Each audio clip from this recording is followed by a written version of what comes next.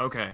Hey, everybody, and welcome to the 31st episode of the LCS Rundown podcast, going live on Twitch TV Sunday nights at 6 p.m. Pacific or 9 p.m. Eastern. You'll be able to download the podcast on our website, lcs.trinityforcepodcast.com. Be sure to check it out. We just got a sweet new background, as well as on iTunes and Stitcher this Tuesday, September 30th. Also, please be sure to check out the other podcasts on our network, the T-Force Proper, which goes live Mondays and Wednesdays at 5 p.m. Pacific or 8 p.m. Eastern. And it's your place to go for up-to-date patch analysis, puns, answers for mailbag questions, and free wins, in our case. Our third and final podcast, Oslol, is an excellent source of info for anything and everything related to League of Legends, especially Australian League of Legends, including how to get dumpstered by Turkey in the International Wildcard Tournament. Oh, but you are just laying into everybody tonight. It felt good. That didn't take long. My name is Daniel C. Fedrakos, and now that I'm done firing shots, let me introduce my wonderful cast this week. Joining me, as always, is our sometimes host, Mach Ganorum, who is currently a little ill. Woo! I'm still sick. I'm still recovering from stomping the T-Force Proper in our two games. We're going to reference this for years. We're going to lose future ones, then reference the one from 2000. We're never going to win again. All right. Also joining me tonight is the always stylish, Greg Credible Mushroom Russo. Why, hello, everybody.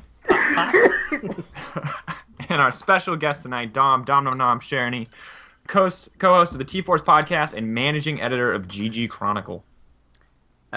I'm actually thinking about just leaving right now. You guys have been laying into me so hard already. It's a very warm welcome. Well, that I in received.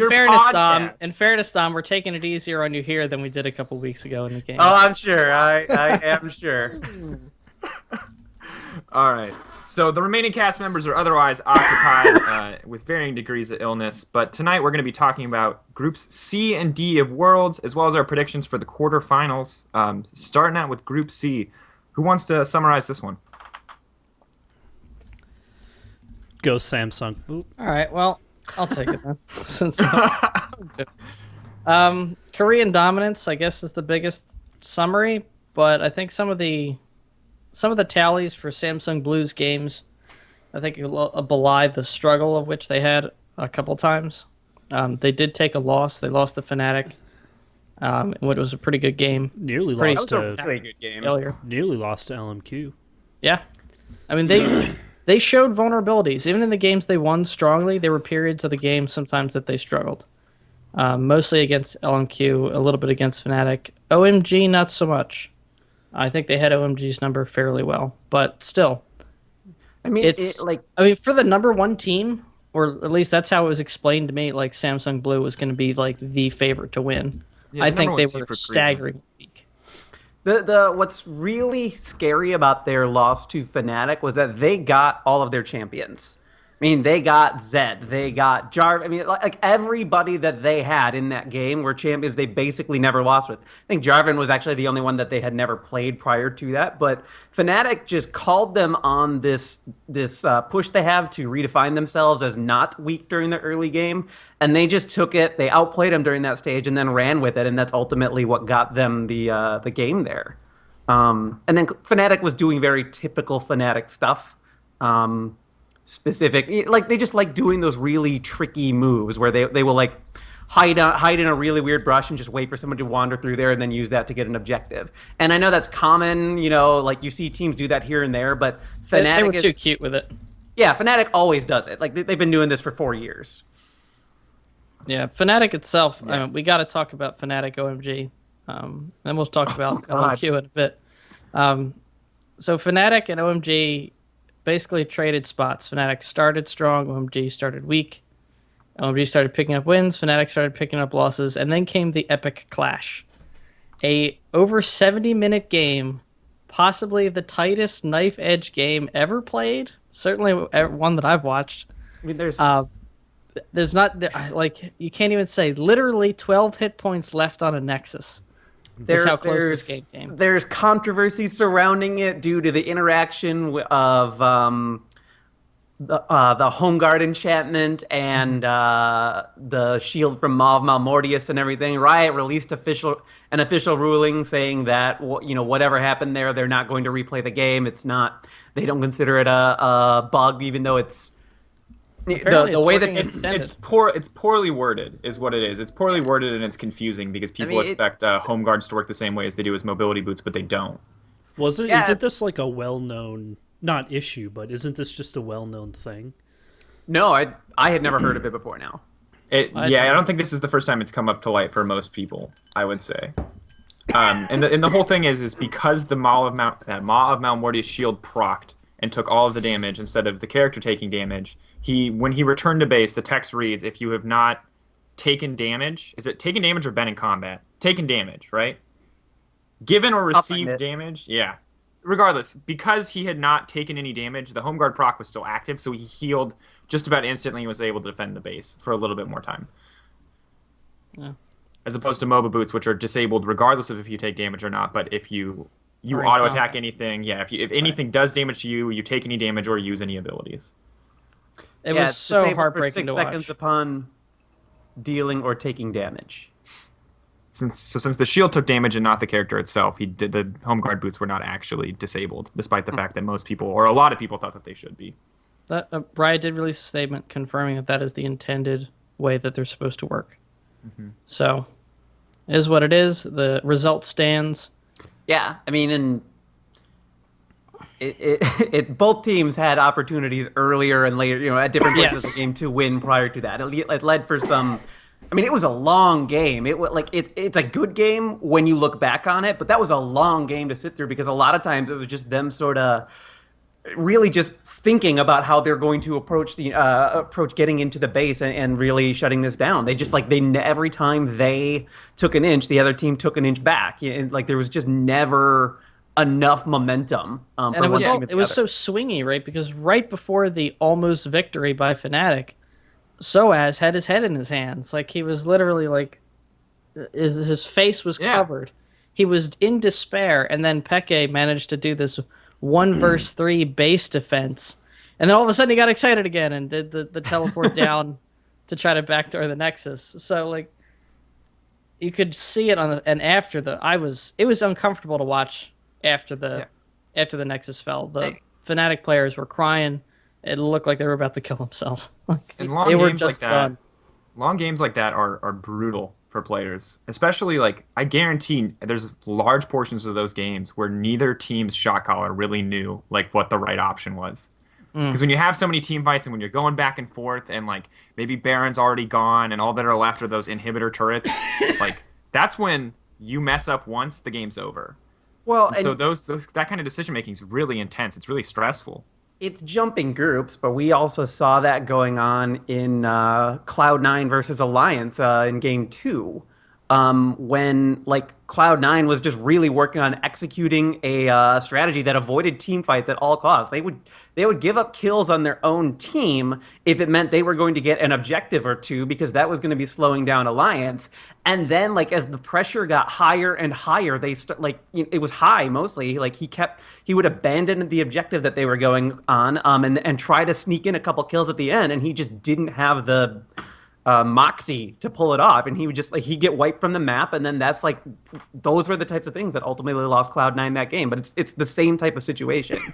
Yeah, and one of the big things about split pushing, especially in that case, is it's all about one team has to be decisive. And if you're the team that's split pushing, the pressure isn't as much on you. But if you're the team who's getting split pushed on, you either need to force that 5v4 team fight or you need to stop that split pusher. And you have to make a decision. They're forcing you to make a decision. In that case, I think that they did a really good job. And Cloud9, obviously, despite the fact that it seemed like they had a clear plan, the execution just did not work out for them. I don't think they had a clear plan going into it. Let's not get ahead of ourselves here. We still have Group C to talk about here. All right, that's fair. We talk about OMG, who did qualify. Barely. Skin of their teeth here. 3-3 Yes. as opposed to the remaining people in the group, Fnatic and LMQ, who both ended 2-4. And of their 3 wins, I only think really one of them was a solid win. The other 2, they look really shaky. There's the Fnatic one, which is really a coin toss, and they probably should have lost it. And then I forget the other match that I'm thinking of, but they just looked bad. They threw a lead, and then OMG is probably definitely actually the most inconsistent Chinese team to come, and they are when they're good, they're great. They crush but when they start to lose or falter, they're awful. Like some games they show up and they look like they could compete with Korean teams, like they could crush a Korean team, no problem. And some games they show up and they look like they wouldn't even be able to handle Kaboom. Like it's just, I guess that doesn't work anymore. They wouldn't even be able to handle Dark Passage. Let's handle Dark Passage. And a lot of it stems from their support. Dada 777, Dada 7, whatever is considered probably the worst support in competitive Chinese law, and arguably one of the worst supports in the world, at least in my opinion. He is. Go back and watch his Nami games and count how many waves he hits. He almost hits one, and it gets flashed away from him. And you can see like someone on their team be like, "Yeah, he's gonna hit a wave." Like I don't remember. I think it's like going. Like, "Yeah, he's gonna hit a wave," and then the flash comes, and he's like, "Oh, sad face." Like, but.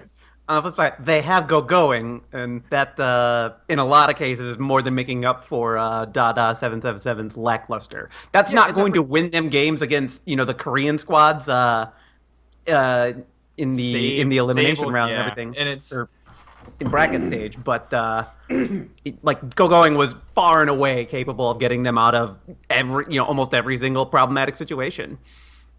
Yeah, which is ridiculous to think. He didn't die in the 73-minute game with Fnatic, or 78, whatever it was. He went 5-0-15, like over an hour played, and he did not die. That's insane. It's ridiculous. And I think that the thing is that lack of consistency when they get to best of fives is going to screw them.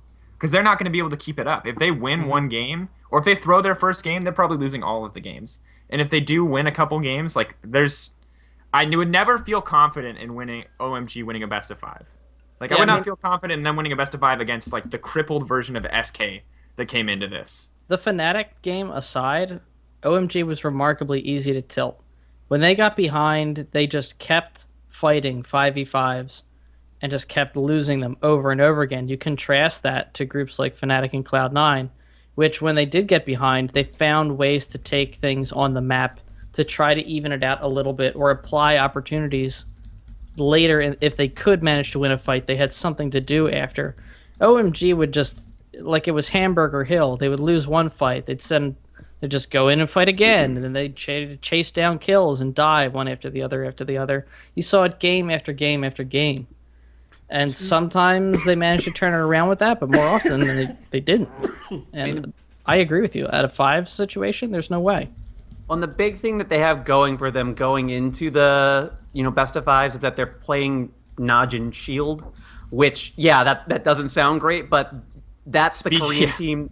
That's the Korean team that's looked the most mortal of the three going. They lost of teams with notoriously bad players, Najin White Shield with I'm not saying if you're asking me to bet on one of the teams, I'm betting on Shield going for that. I'm just saying that's the Korean squad that's looked the most mortal out of the 3 of them at this point. True. Nobody wants to play white. No one wants to touch white. Blue, I think, is still absurdly good. I will say that Group C is by far the most competitive. A lot of that is to do with it doesn't have an international wildcard slot, but also the results are so close. 5-1 for Blue is pretty definitive, but 2-4 for Fnatic and 2-4 for LMQ, both taking games, like Fnatic taking a game off Samsung Blue and LMQ taking off games, both Fnatic and OMG. I didn't think LMQ was going to get any games after their performance. We should talk about them. They started out very strong, went 2-0 to lead the group, and much like their LCS tenure, they started out strong and then completely collapsed like a souffle. But that being said, I still think LMQ played way better than I ever saw them play in NA. Like, Zhao Weizhao did stuff. Like, lots of stuff. He was good in lane for once in his career. Like, he actually was... I was blown away by Zhao Weizhao's performance. And I don't think that makes him a world-class mid laner, but I definitely expect a lot from him in next split of NA LCS at least, and I'm surprised they did as well as they did. I was really hoping they'd make it out of groups, but I think Greg's right in the sense that they did start strong and then slowly just started losing it. It was one of those things where when they went 2-0, I was like, oh shit, did they take this month to completely regroup and clear their minds of everything and go back to being the dominant force they were at the start of the split? And then I tuned in the next day. I was like, oh, no, never mind. They did okay for their first split in North America. No high expectations, right? Yeah, and they made it to Worlds in their first split in North America. Yeah, which is... No, I think they did great. And I think they represented our LCS region proudly. If they had pulled off that second game against Samsung Blue, I mean, going into that game 3 where they dominated OMG and Fnatic in their first 2 games, I wasn't expecting them to win that game against Samsung Blue. And when they didn't, I wasn't that surprised, nor was I that worried. I thought, okay, maybe they're not going to be able to take Fnatic down a second time around, which was true. But thinking about the game against OMG, I thought this would be the game where they might qualify, and they might be able to push through. Mark's strep throat kicking in a little bit there. Even he's gonna say. It looks like we lost Dom along the way as well. God, I feel so bad for our producer on this episode. I've been silent for most of the show, but that's just because I've been hacking up a lung every 2 seconds. We'll make it work. I think you'll notice when the bar is literally full and it's not a sound wave anymore, it's just a bar. Yeah, I'll probably go through and edit that. But overall, I'd say Group C, if you guys are looking for games to watch, is the group to watch. The closest games we've seen for the entire group stage, definitely the most exciting. There's plenty of games, especially that Fnatic game, that you're just on the edge of your seat wondering what's going to happen next. And admittedly, there are some slow periods, but Greg's right in saying that it is like the knife edge. No, lots of Pennas. The Reckles Penna. Oh, yeah. I mean, one more thing before we move on, I did want to point out, Fnatic was devastated after the 70-minute game. But they rallied. The very next game they played, Reckless got a penta, and they won, and they looked confident and good. I was really, to be honest, I've been following Fnatic since I got started watching Professional League of Legends. I love these guys. I wasn't sure if they were going to be able to rally because it really looked like they put everything they had emotionally into that game. And I didn't know if they would really show up after that. But boy, they did, man. They took it down to the last game as to whether or not they would qualify through.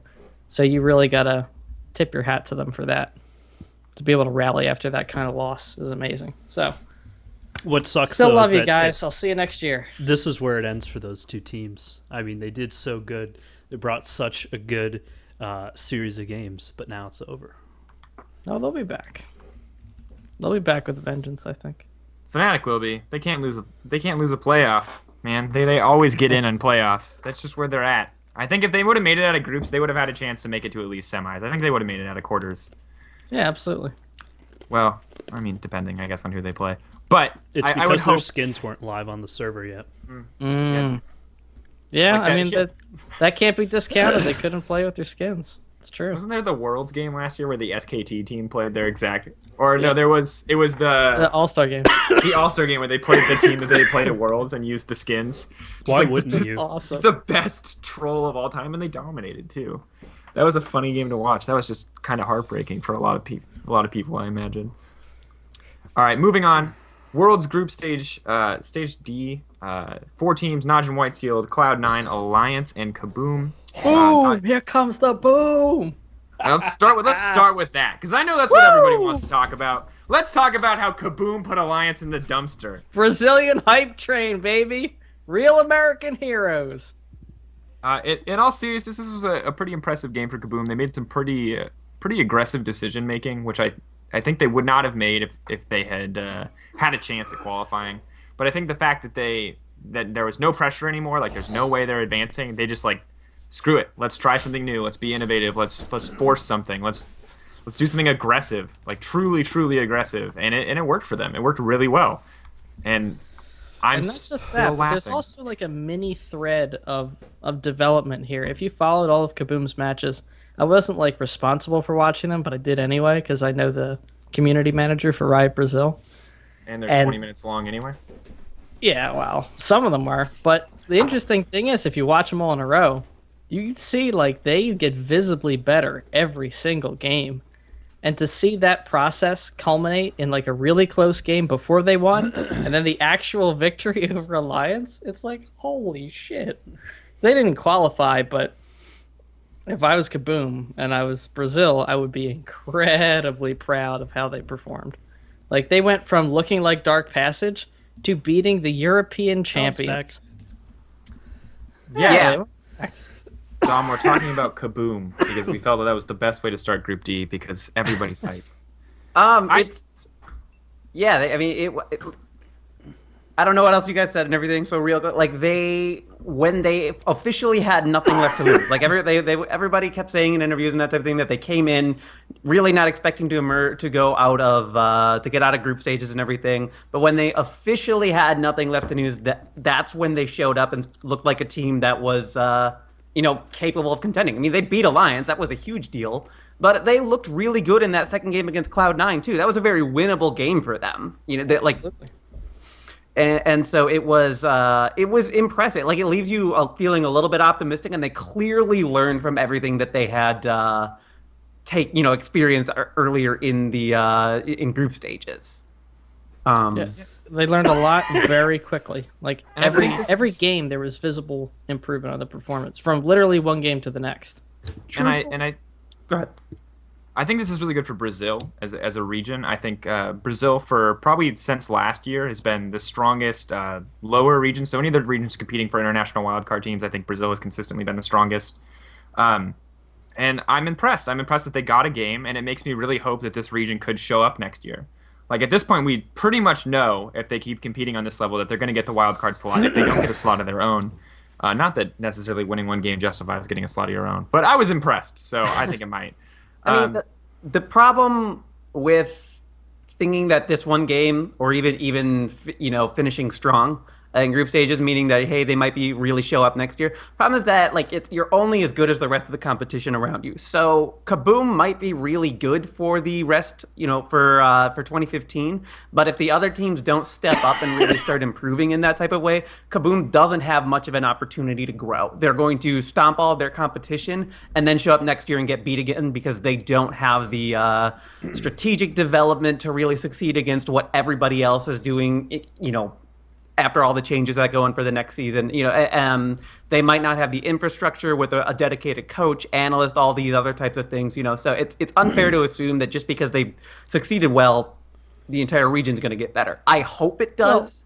Well, on the other hand, competitive players over there can go and see the fact that their team just beat the European champions to go, okay, well, maybe this is something to take seriously, and then other teams in that region step up and play a little harder, take things a little more seriously, invest in that infrastructure. Like, all of a sudden, I feel like it might make things seem a little more possible, and people might reach a little harder for it. You very well might be right. Kaboom also beat out Pain Gaming to get the slot for Brazil, and Pain has two Korean imports. No, that was Keyed Stars, but yeah. Keyed Stars, that was the big one. And the other big thing there was that Minerva was playing, I think, mid on Keyed Stars, and then he got kicked for a Korean player. Support. No, he was playing support. He was playing support for Kaboom, and then and Dan's was playing AD carry.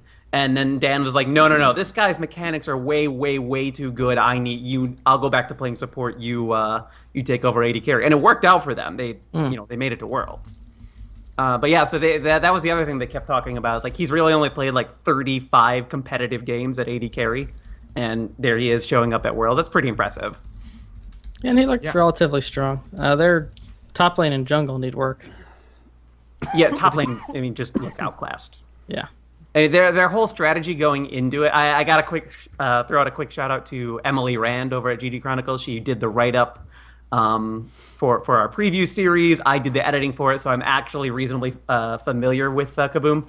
Their whole thing was usually to get the solo lanes farmed, and in a lot of cases it was fed. And in a lot of cases, Danagorn would just be camping top lane to try and get Lep really far ahead of everybody else. And leaving Tinones to just do his thing. That just didn't work out. Every team read that strategy and was more than prepared to deal with it and just shut Lep down. He does not know how to handle jungle pressure at all. And then Danagorn paid the price as well by being underleveled and thus that much more useless anytime he tried to go anywhere else.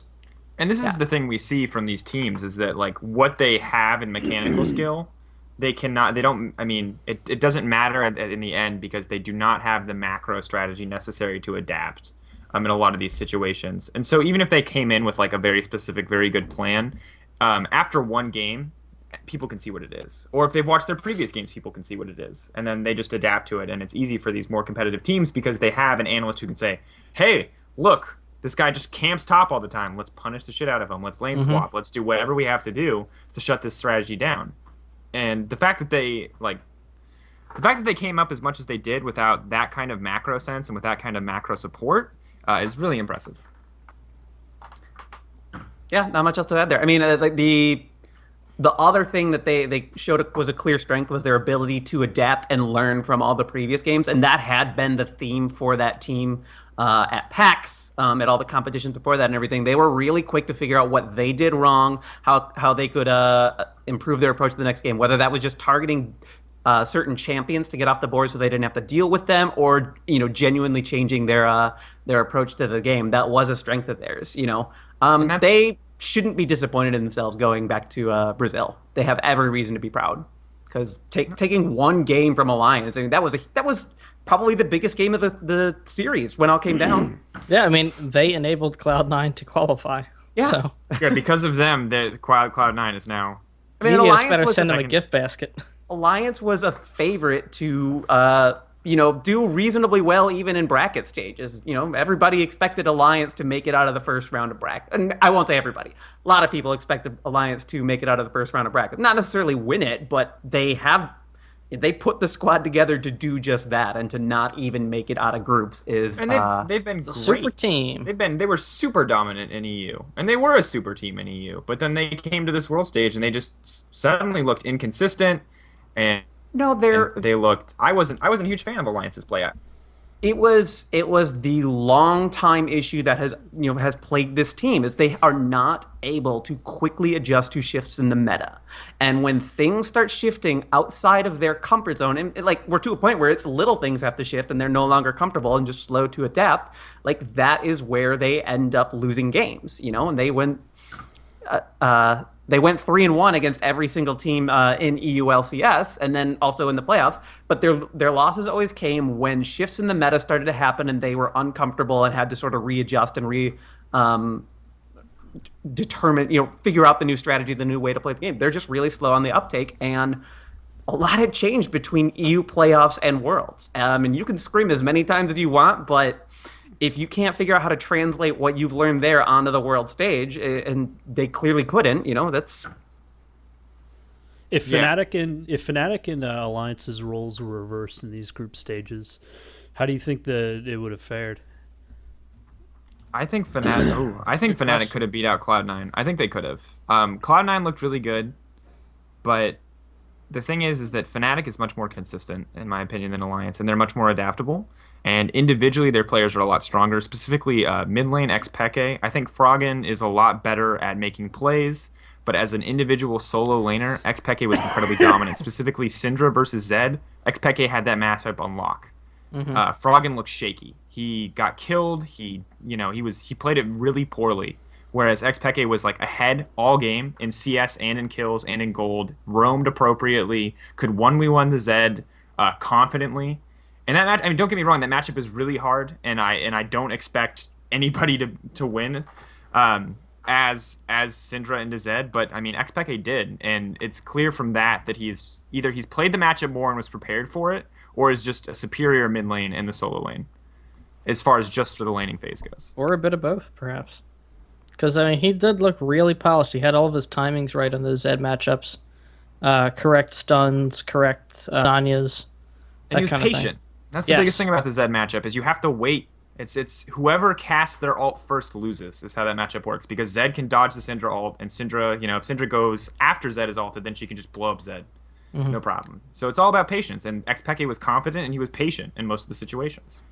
As a fan, I would have loved seeing Fnatic and Cloud9 in the same group, because that's a decent EU NA rivalry that's been building over the last year. Built almost entirely by Riot, though, I will say. I don't think the players have any... No, they just keep putting them against each other. Well, there are a lot of commonalities. I think that's why that happens. The first time they didn't get... the first time they met was at Worlds last year. That wasn't Riot putting them against each other. That's just true. how stages played out. The second time was standings-based, and that's how they got put together. You can... Whether or not you want to argue Riot...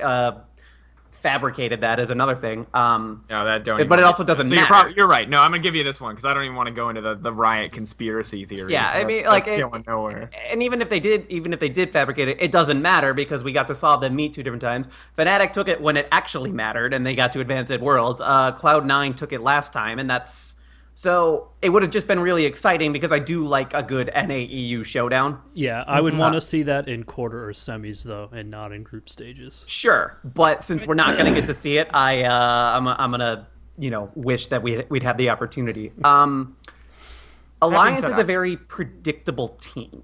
And Cloud9 does their homework. They will research everything as much as they absolutely can. They were 100%. I'm sure they were prepared for the Rammus pick that came out. But ultimately they were their own worst enemy as far as that game went. Would they have succeeded against Fnatic? I honestly think it would have been 1-1 again. I think Fnatic would have taken a game and then Cloud9 would have gotten the other, or vice versa there.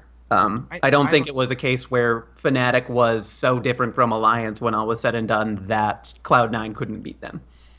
Yeah, and I think that, to be fair, I think you said earlier that Alliance doesn't adapt quickly, and to keep putting that in perspective, I think you mean days. Because if they have a week, they adapt really quickly. Like their analyst Leviathan is really good. The whole Riven Xerath Corki comp that I was like really hot on, where like Riven got picked in the jungle like 3 weeks in a row, and they just literally could not be stopped. Like that's obviously they have good innovation skills, and they picked up new champions relatively quickly, especially when Maokai was popular. But I think the reality is that it's not necessarily the team that doesn't pick it up. A lot of the time it's like Wicked struggles to pick up new champions and to diversify his champion pools. Part of the reason he's so good is because the champions that he is good at, he has played to just a ridiculous extent in every possible situation, namely Aurelia. Why do they keep letting him play Kayle? He is so completely ineffective when he's on that champion. He is a fight first champion. He's the guy who wants to dive right in there. He wants to be the front line. That's just the type of player that he is at this point. Kayle doesn't do that. Nothing about Kayle plays into any of Wicked's strengths and everything. He doesn't do a very good job of using her ult to the maximum potential. He's great at using it on himself, or if he has a very clear target in front of him who he's supposed to put it on, but he has no split-second decision making on, I need to get this on now. A lot of times he's not even in range to do it. He's just why do they let him play that champion? I don't get it, because the interesting thing is that their support played a really dominant Zilean. Like Nif was really, really dominant on Zilean in 1 or 2 games, and then totally threw the game in others. And they seem to play these champions or they seem to play these comps that are very dependent on these invulnerability or these revive alts, and then they just kind of they sucked at it. Like they were really bad at putting the Zilean ult where it needed to be, putting the Kayle ult where it needed to be. And a lot of times, if they just put it on the right champion or in the right place, they would have won the game. It really came down to that. Like the use of ultimates was really what I felt like lost them a lot of these games. Okay, but then you turn around and look at the perfect game where they didn't. I mean, a big reason that they had 0 deaths was because Nif was spot on with every single ult that he needed to use. Well, we should talk about that game probably. One of the big things that baffled me was during bans for that. What on earth would make Naj and Shield think they needed to ban Rammus and then leave Lee Sin on the board? Lee Sin has been Shook's champion for as long as I can remember. And, Rammus is a relatively new pickup. Are you that scared of what Rammus can do and what he... I wasn't even... I don't think he played a bad Rammus against Cloud9, but I wasn't like, oh my god, Rammus is the next jungler and everything, and Shook's so far ahead of everybody just because of the way he played him. It was like a team like Shield should have been able to deal with that. Yeah. I think it's the disrespect ban. I think it's the kind of trolly ban. It's like the Warwick ban against Darien. I think it's the we can beat you, we're not worried about it. Or either that or maybe they have some plan to counter the Lee Sin pick, right? Because if you're banning Rammus and you're leaving Lee Sin open, Alliance is going to take it. Maybe they have some great and glorious plan to stop that, to stop the Lee Sin pick, to shut it down. But the thing is when you have a jungler like Watch, who is so horribly... Okay, I say inconsistent, but really what it is he's bad up until it came time for them to qualify for Worlds. And then he was really good, and now he's bad again, and it doesn't make any sense to me. Anyway, Watch, not very good right now. Why would you rely on any jungle strategy at all when you don't have a reliable jungler. I mean, And the I think game the game was baffling on a lot of those. It was cool to see a perfect game happen. As far as I know, that was the first perfect game in League of Legends. You know, I mean, or competitive game, I should say. And we're by that I mean no death. The team that won had 0 deaths. They had lost 0 towers. Um, that does not happen often. Ever. That never happens. Yeah, I certainly have never seen it before that. Not even So like solo that's queue. amazing. That And thing's everybody like, crazy. Everybody on Alliance was firing on all cylinders. They had it figured out. They knew they had the strategy that they wanted to execute, which was, just stall up for the late game, take very, very slow but measured objectives and everything. If you take an inch, call it at that, then back off. Don't overstay your welcome in any situation. that's just good League of Legends. Like that's how every team that like is dominant at any point plays League of Legends. Either if it's a close matchup, it's always slow and steady. Like getting too greedy and trying to force another objective is why teams lose. Like that's throwing. But it's also predictable. If you know that the team is going to respond to this type of thing the same way every single time, you can quickly adapt your strategy. Frankly, Cloud9 did it in the game before at Alliance. Yeah, they knew that they were split pushing in 2 different lanes, and they knew they were going to lose 1 person every time they did that, but they were getting objectives for it. Alliance got Baron in that game, and then Cloud9 took 2 turrets for sure, and I think an inhibitor. I mean, what kind of trade-off is that? And then Alliance got an inner turret, but that was it. They didn't get the inhibitor or anything for that. When you can predict what your opponent is going to do because they play such a textbook game, you go into the game with a huge advantage over them because you can you can make plays that seem risky, but because you know how your opponent's going to respond, they're not that risky. Yeah, and the thing is, especially this type of play, Sorry, split pushing is one of like the most basic strategies in League of Legends. I mean, at high competitive play, every once in a while there's some amazing innovation, like the 6th man from Azubu Blaze forever ago. I guess they were CJ and Displays at that point, but for the most part, it's like team fighting, split pushing, poking. Like maybe a pick comp. Like those are like the 4 things that happen. And so if you tunnel onto one of those things and do it too much, you're right, Dom. Like people are just going to see it coming and they're going to stomp you for it. But then you were saying, Greg? I was going to say I wanted to talk about the Cloud9 Najin White Shield victory as it related to the Baron inhibitor trades. That whole game was turned on the fact that Cloud9 was perfectly willing to give up Barons in exchange for turrets, inhibitor turrets, then inhibitors, then an inhibitor turret, and like finally 2 inhibitors. And it felt like every time that White Shield wanted to get this temporary advantage of Baron, Cloud9 would go take something they couldn't get back, and then run the clock out on Baron, and then set them up, almost bait them into doing it again. And if Cloud9 can continue that, is that like the weakness of a Korean team, that particular strategy? Because that I think seems to work. Najin White Shield is not the. First off, I don't think there's any definitive weakness for Korean teams or any region's teams in general, except for maybe like Brazil or Turkey, which is outplay them map wise in a macro sense. But Play League of Legends. Play League of Legends better than they play League of Legends, which I think is silly. But Najin White Shield is like the weakest Korean team coming into this. And I like I was talking about earlier, Watch played like a god for them to qualify for Worlds. I mean, they crushed every team in that King of the Hill format to get here. But then he didn't show up during group stage. Zephyr too, their AD carry, just both of them have a really poor history of performing when it comes down to it. And while like Save is a god, Goong is a god, and Gorilla are gods. Like those 3 players are amazing. They basically carry this team on their backs. But when those 2 players don't perform, and other teams start to see that, then you can see a lot of the fights and a lot of the map rotations coming based around that knowledge, which I think is a huge weakness for Najin White Shield. I think that White or Blue would not have lost this game. At least not in the way that it fell apart. Yeah. What I've liked about Cloud9 the entire group stage is how quickly they've been able to adapt their strategy. Like if they go in, something's working, they're going to keep doing the same thing and until they win. If the strategy they have like in Champion Select doesn't really seem to work, they are really quick to change things and stop trying to use the battering ram approach and just hope that they break through and win it that way. Things were clearly not going well against Alliance. And so they switched up and went to split pushing and were doing the measured giving up soft objectives in favor of hard ones. That's the one that comes immediately to mind for me, probably because I've watched it most recently. But that seemed to me to be the case throughout the entire group stage and everything. And when the games that they lost were because they weren't figuring out how to adjust to what the opponent was doing. But related to that, their pick ban strategy sucks. Let's be frank. Why do they keep picking Talon?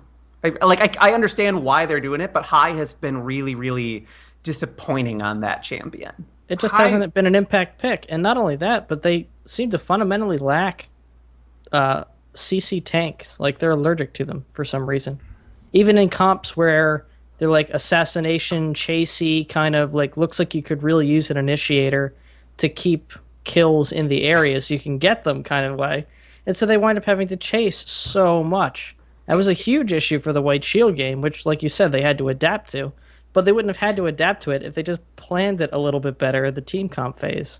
Incidentally, that was one of the big notes I wrote down for Kaboom and Alliance, the one where Alliance lost.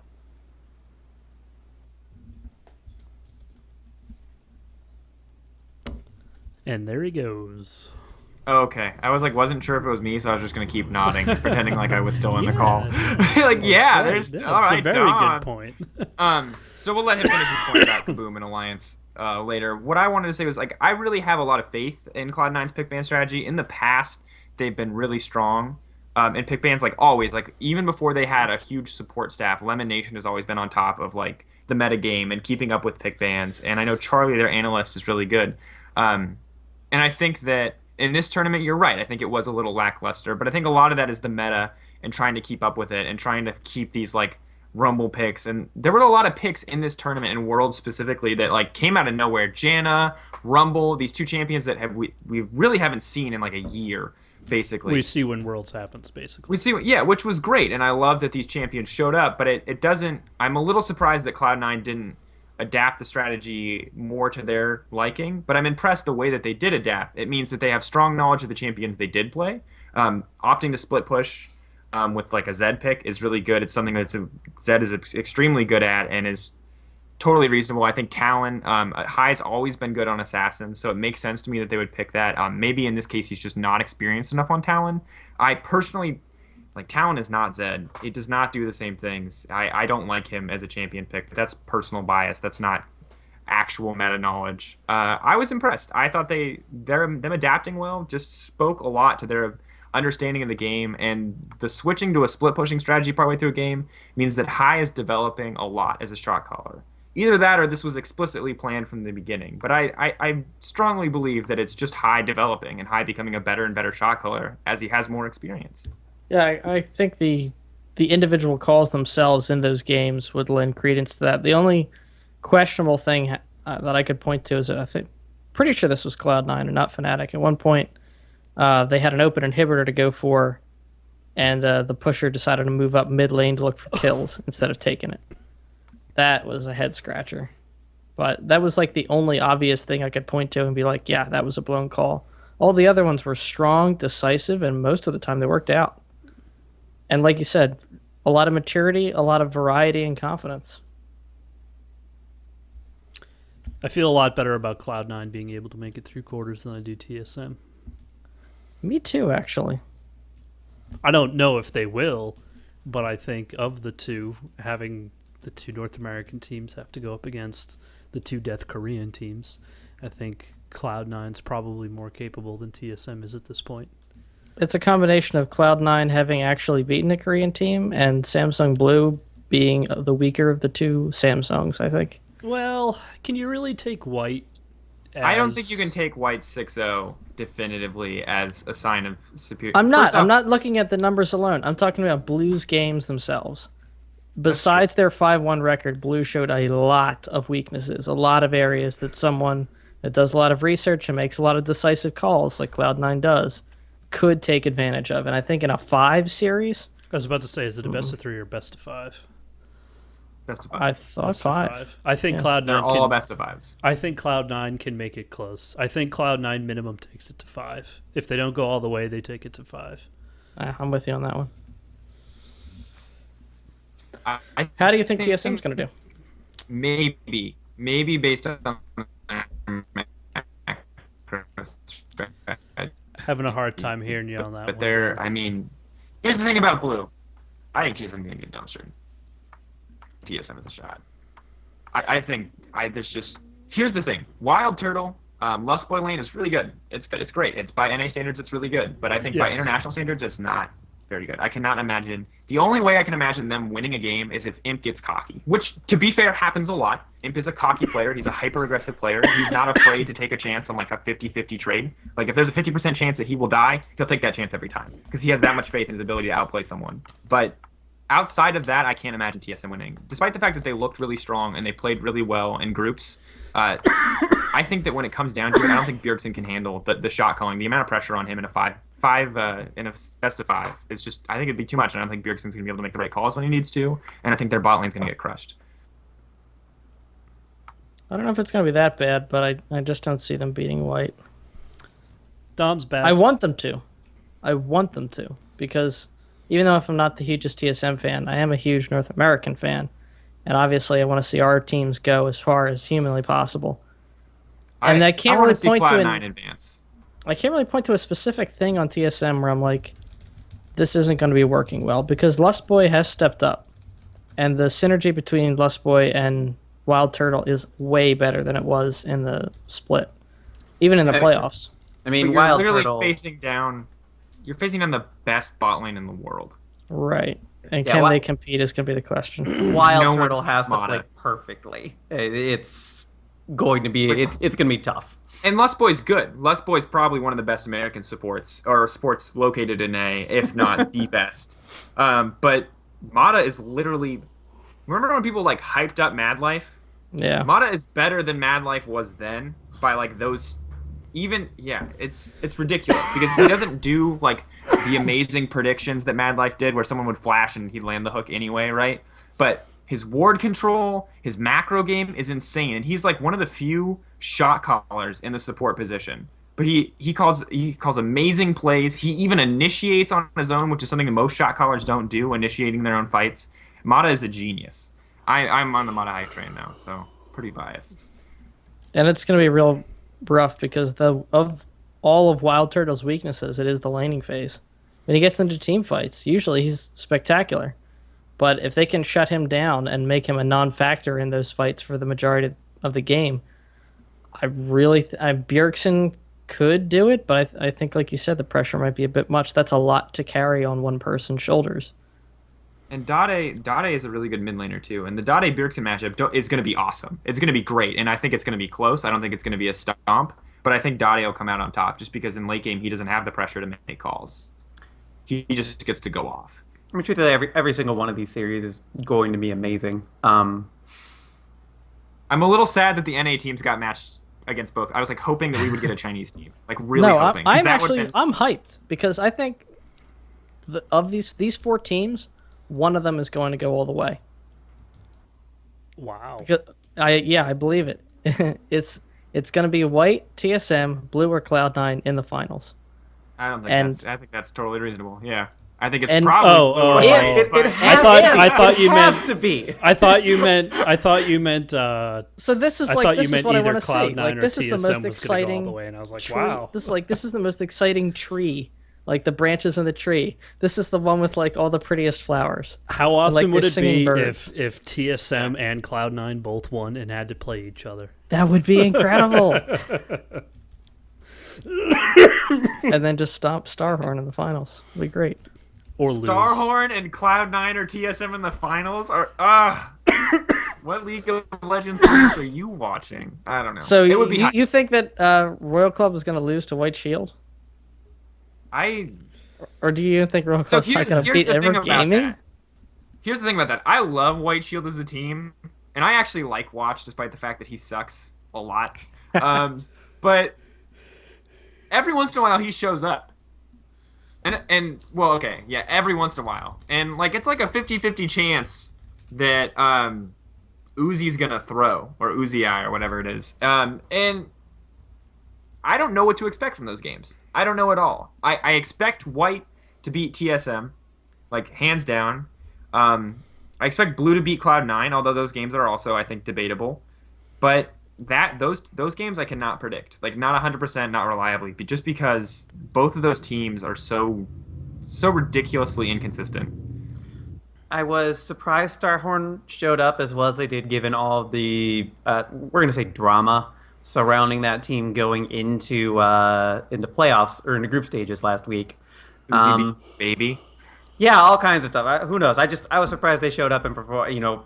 Honestly, I thought that was going to be the thing that dragged them down. It just seemed like the team didn't know how to work together anymore based on what we were reading. Clearly wasn't the case. In fairness, for the first 10-15 minutes of their first game, it did look exactly like that. Sure.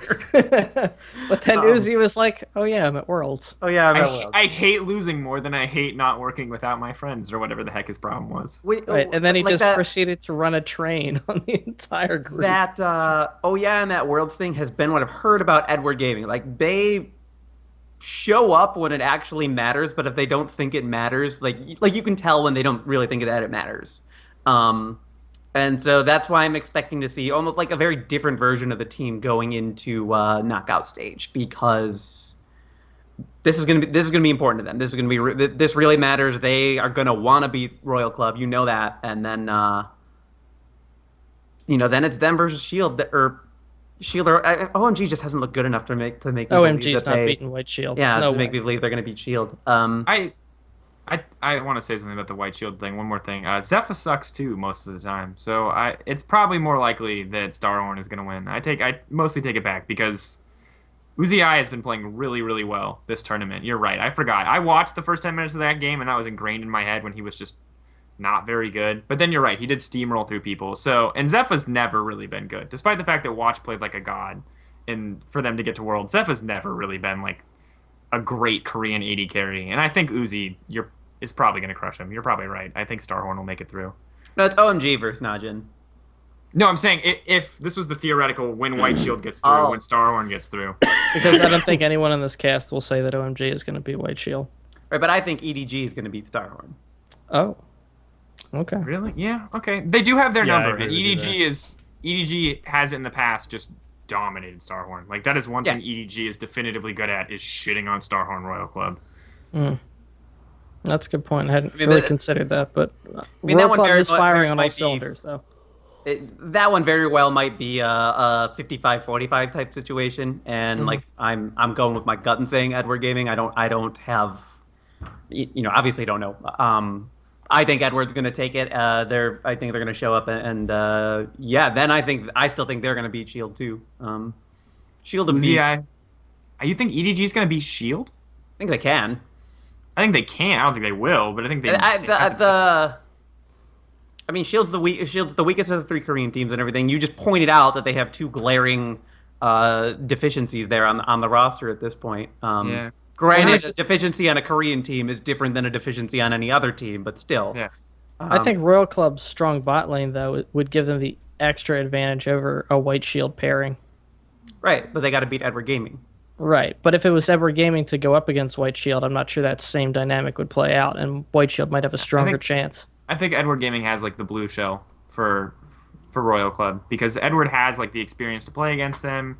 That is the one team that they like could beat consistently in China. So I think that coming into that game, EDG might beat them, but I don't think that makes them the better team in this case. I think that just means that they have so much experience against Starhorn, and they know how Starhorn works. No matter what the meta is, like that interaction between their team has been consistent, and EDG sees it and they take advantage of it every time. Doesn't matter if you have the better team on paper, you just got to be the better team when it counts. It's true. It's true. Very true. Alliance just learned that. Ha! They weren't the better team. Cub. Explosive performance. Correct. I wanted to make that pun, but I never had the opportunity. Love That's okay. explosions. Rivington made a bunch of them for you. So. Did he? I didn't Oh, watch God, it. Did they he ever was- pick? I just Did they just ever pick watched the game. Tristana? Who? Yeah. I'm not sure. I'm not Kaboom. sure, but they had Kaboom, to. yeah, they played Tristana. There's 380 carries in the meta right now. They She had to says play Tristana Kaboom when once. she's No, talking. because they also played Jinx. He was getting Minerva was getting a lot of Jinx bans just because he's so good on that champion. That's true. He did play like he was 12-0 in his regular season, I think, with Jinx. Yeah. That is crazy. Which is also why I wasn't necessarily buying into the disrespect bans against Alliance on Rammus and that type of thing, because even White Shield was banning Jinx against Kaboom, and you wouldn't be doing that if you weren't taking an opponent seriously. But I don't think it's a lack of respect. But see, if it's a disrespect ban, see, there's no way that they didn't expect the Lee Sin pick. So they had to have some strategy to either counter the Lee Sin pick or build a team around it.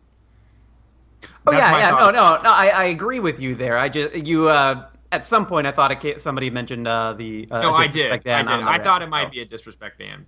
That's what there was potential. Them banning Jinx makes me think like that's not what they were going for. They were taking every game seriously. After Samsung White played Katarina, Kayle, Kha'Zix as a legitimate team comp and like trashed 4v5 team fights, I was ready for any disrespect bans coming out of Korea. Like they just play whatever the hell they want and they win. That's what I saw from White. So I was ready for White Shield to do the same. But this group definitely did not come through. After they went 4-2, much more touchable, much more human than the other teams. And as we close out, can we just say, everyone that was hyping how North America was the weakest region, how Europe was going to be so great, suck it. To be fair, What? there are people who are like, Europe's the best region ever after one European team beat one Korean team, not even before like group stage ended. But I think that's how the internet goes. You only need a one-game sample size to tell me definitively that one region is better than the other. That's all I see. Ride coattails, yeah. I mean, it came up during the games. Basically, the European teams have really, really high ceilings, but then it also seems like they have pretty low floors. And as a result of that, they end up being really inconsistent. And this Worlds they didn't show up. But let's not forget that last year they sent 2 teams on. So it's. I don't think I think what this really showed is that the playing field is a lot more level than everybody believed it to be going into it. North America it's really more that North America is not this kind of throwaway region that everybody had made them out to be. And I think that's just NA-EU rivalry showing And out. that's fun. Yeah. That's fun. EU players think NA sucks, NA player thinks EU sucks. Yeah. And we all like worship Korea as gods, whatever. That's the relationship we've developed. But I will say that this format for Worlds this year is way better. Buys last year were stupid, just horrible. The only reason Cloud9 played Fnatic last year was because Cloud9 had a buy. But I'm really glad to see this format. And I'm really glad that all of these coming games, these quarterfinals, are going to be best of 5 games. Mm-hmm. Pumped.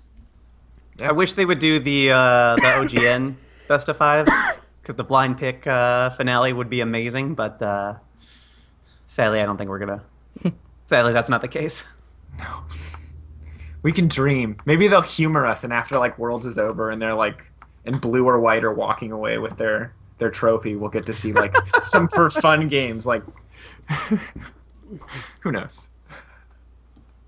Do we have anything else to talk about? I think we went over predictions for Worlds, what we expected. Who do we think is going to be in the finals? Let's start with Dom. What final do you expect to see? White versus. I'm gonna say Edward Gaming. Greg. I will say, I hate making these predictions because I really want to have, of course, Cloud9. I don't in the expect finals. you to back these up at all. These are like, this is like a guess. This is like your gut instinct. There is no realistic way that you predict these accurately. My realistic expectation is that it's going to be White versus Royal Club. My hope is that it's Cloud9 versus Royal Club. Although I see no realistic way of Cloud9 beating White, but if they do, I will be the happiest person on the internet.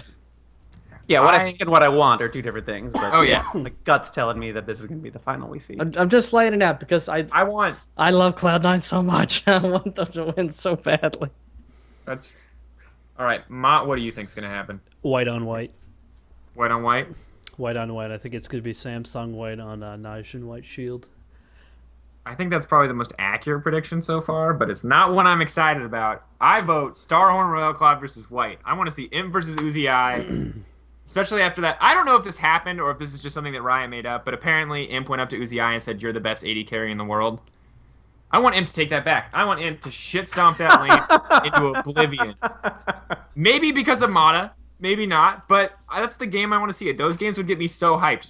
If we just left the camera on the bot lane all game, I would not care. He only said that so that he could say that he beat the best AD carrier in the world and is now the best AD carrier in the world. Yeah, now like he's giving himself definitive proof. I would be happy with any of these finals, though, honestly. Yeah, it's going to be a great run here. Woo! All right, guys, this has been episode 31 of the LCS Rundown podcast. I always want to say EU LCS Rundown podcast, but EU didn't make it anywhere, so we won't be talking about them for a while. Oh, cheap shots. Yeah. I know. Until we have off my own comments too. Yeah, graceful dismount. Yeah, well, I need to get off strep. Yeah, you need to be done with that. Yeah, Why? this So, sucks. and we need Stop Mitch back so he can having groan strep. about everything. Yeah. Yeah, we're missing the I dynamic didn't here. even manage to get a long blink out of Dom. I had at least 3 puns ready to go, but I just coughed through them. Yeah, look at that. Strep is our saving grace, as it turns out. Sorry about the disconnect there. Comcast has decided that it just doesn't want to cooperate. Now you can tell them you're dissatisfied with your service and get promotion can. again. And I already have promotion pricing. Well, if you have a couple hours extra, you can You sit on the go phone catch it with them again. and see how it turns out. I'm Talk gonna to start. one- I'm gonna You start might get a lot of Reddit where upvotes off it. I will sit and sit on Comcast support for you and fight for you. Oh, you'll make that's, so much money. that's going to be a new service. I'm surprised that doesn't exist yet. You know what you could do is like have your own digital phone like system to respond to their digital phone system. So as it asks questions, it just That would be responds. so funny. So it's just robots talking to robots until you get to a person. That'd be the best. You'd be my hero. The best. Now that we're completely off track, Woo! this has been episode 31. Special thanks to Dom for joining us tonight. Yay, Dom. You did awesome. Pleasure. It was good. Glad to have a 4-person cast again. And, of course, to Mott for showing up when he has strep throat, which I think is absurd. But thank you so much for coming. Look forward to this coming out on Tuesday, once again, on lcs.trinityforcepodcast.com, as well as on Stitcher and iTunes. Thank you so much for coming, guys. We'll see you next week. Yeah. Bye.